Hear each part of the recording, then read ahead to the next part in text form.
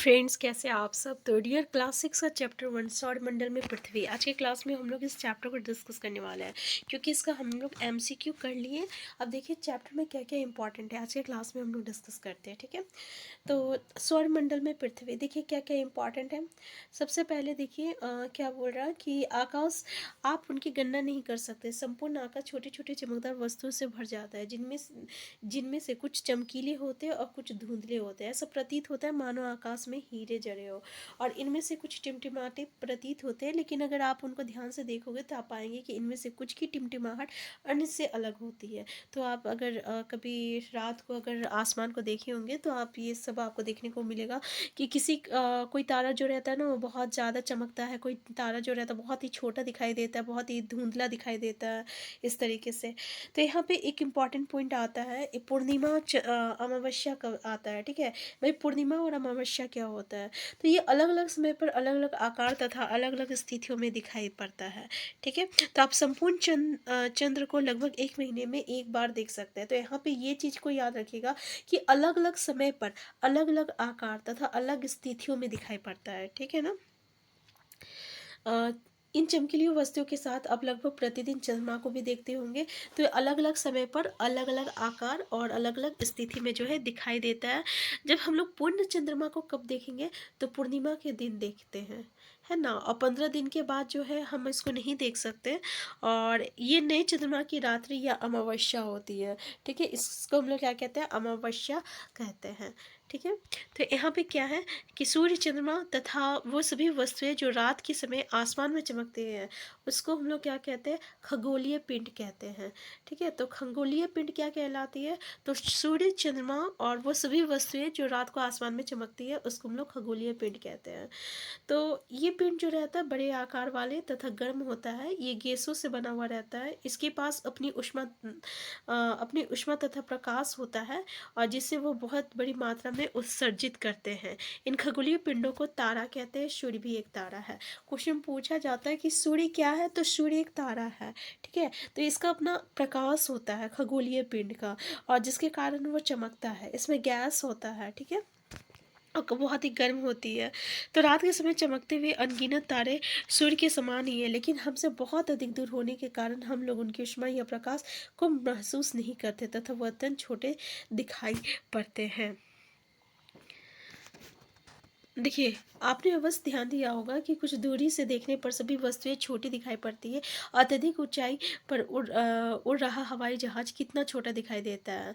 तो रात्रि में आसमान की ओर देखते समय आप तारों के विभिन्न समूह द्वारा बनाई गई विविध आकृतियों को देख सकते हैं। यहाँ से एक आता है नक्षत्र मंडल। देखिए इसको हम लोग क्या कहते हैं, नक्षत्र मंडल कहलाते हैं। और अर्सा मेजर या बिग बियर, इस बियर का एक नक्षत्र मंडल है। मतलब तारा जो है ना, जो अलग अलग समूह बना के रहता है। कहीं आप देखिएगा 7 तारा है, कहीं 6 तारा है, कहीं 10 तारा है, कहीं 3 तारा है। तो इस तरीके का जो समूह होता है इसी को हम लोग नक्षत्र मंडल कहते हैं। तो अर्सा मेजर और बिग वियर, ठीक है, दोनों का एक ही नाम है। मतलब कि एक ही का दोनों नाम है, सॉरी, अर्सा मेजर या बिग वियर। तो ये एक तरह का नक्षत्र मंडल है। तो बहुत आसानी से पहचान में आने वाला नक्षत्र मंडल जो है ये हमारा सप्तऋषि। हम सुने होंगे 7 तारों का जो समूह होता है उसको हम लोग सप्तऋषि कहते हैं। और ये जो है अर्सा मेजर का एक भाग है, ठीक है। नक्षत्र मंडल अर्सा मेजर का एक भाग है। अपने परिवार या पड़ोस में किसी भी बड़े व्यक्ति से कहिएगा कि वो आपको आसमान में और अधिक तारों, ग्रहों तथा नक्षत्र मंडल को दिखाए। तो प्राचीन समय में लोग जो है रात्रि में दिशा का निर्धारण तारा की सहायता से किया करते थे, ठीक है। उत्तरी तारा जो रहता है उत्तर दिशा को बताता है, और इसे हम लोग ध्रुव तारा कहते हैं। तो ध्रुव तारा कौन सा दिशा को दर्शाता है, ये क्वेश्चन पूछा जाता है। तो ये उत्तर दिशा को दर्शाता है। ये आसमान में हमेशा एक ही स्थान, ये याद रखिएगा कि ध्रुव तारा आसमान में एक ही स्थान पर रहता है, ठीक है। हम सप्तऋषि की सहायता से जो है ध्रुव तारा की स्थिति, अब सप्तऋषि देख लिए, तो सप्तऋषि की सहायता से हम लोग ध्रुव तारा की स्थिति को जान सकते हैं, और ध्रुव तारा से हम लोग उत्तर दिशा का पता लगा सकते हैं। यहाँ पे तो चित्र एक एक में आप देखेंगे, यदि सप्तऋषि मंडल के संकेतक तारों को आपस में मिलाते हुए एक काल्पनिक रेखा खींची जाए, एवं उसे आगे की ओर बढ़ाया जाए तो वो ध्रुव तारा की ओर इंगित करेगी।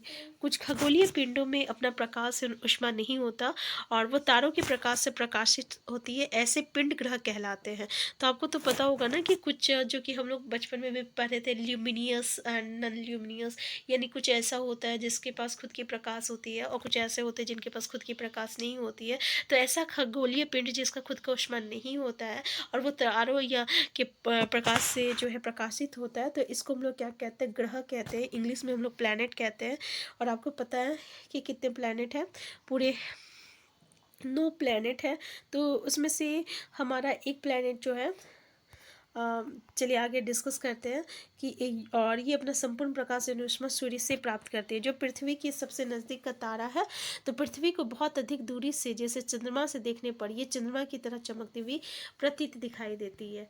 यहाँ पे देखिए कुछ रोचक तथ्य में क्या है कि बृहस्पति, शनि तथा यूरेनस के चारों छल्ले हैं और ये छल्ले विभिन्न पदार्थों के छोटे छोटे पिंडों से बनी पटिया पृथ्वी से इन छल्लों को शक्तिशाली, यहाँ पे पूरा ठीक से दिखाई नहीं दे रहा, लेकिन जो इम्पोर्टेंट है ये देख लीजिए, जहाँ से क्वेश्चन पूछा जाता है कि बृहस्पति, शनि तथा यूरेनस, इसके चारों ओर छल्ले रहते हैं। पूछा जाता है किसके चारों ओर छल्ले रहते हैं, तो आपका बृहस्पति, शनि तथा यूरेनस के चारों ओर छल्ले होते हैं और ये छल्ले विभिन्न पदार्थों और छोटे छोटे पिंड से बना हुआ रहता है। ठीक है, तो छल्ले किसके पास रहता है? बृहस्पति, शनि और यूरेनस। और ये विभिन्न पदार्थ और छोटे छोटे पिंड से भी बना हुआ रहता है। यहाँ पे देखिए दिया हुआ है, जैसे कि अगर हम लोग यहाँ पे ऐसे करके देखें, ठीक है, तो सूर्य के जो आपका नज़दीक है ये आपका मरकरी है। इसको हम लोग कैसे डिस्कस कर सकते हैं? मरकरी, वेनस, अर्थ, मार्स, ठीक है, MBEM, और फिर जुपिटर आता है, फिर सन, SUN, सन। मतलब मरकरी, मार्स, अर्थ